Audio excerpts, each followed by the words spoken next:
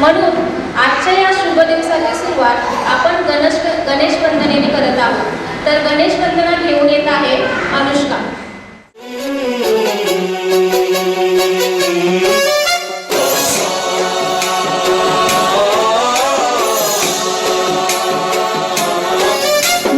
गणनायकाय गणदैवताय गणाध्यक्षाय धीमहि गुणशरीराय गुणमण्डिताय गुणेशानाय धीमहि गुणातीताय गुणाधीशाय गुणप्रविष्टाय धीमहि एकदन्ताय वक्रतुण्डाय गौरीतनयाय धीमहि गजेशानाय भालचन्द्राय श्रीगणेशाय धीमहि एकदन्ताय वक्रतुण्डाय गौरीतनयाय धीमहि गजेशानाय भालचन्द्राय श्रीगणेशाय धीमहि गानचतुराय गानप्राणाय गानान्तरात्मने गानोत्सुकाय गानमत्ताय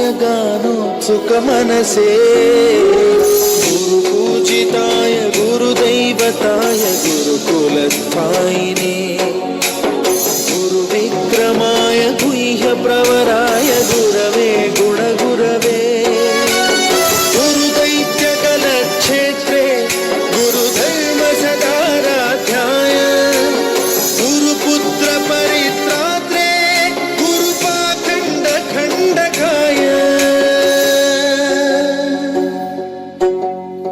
गीतसाराय गीततत्त्वाय गीतगोत्राय धीमहि गूढगुल्फाय गन्धमत्ताय गोजयप्रदाय धीमहि गुणातीताय गुणाधीशाय गुणप्रविष्टाय धीमहि एकदन्ताय वक्रतुण्डाय गौरीतनयाय धीमहि गजेशानाय भालचन्द्राय श्रीगणेशाय धीमहि एकदन्ताय वक्रतुण्डाय गौरीतनयाय धीमहि गजेशानाय भालचन्द्राय श्रीगणेशाय धीमहि.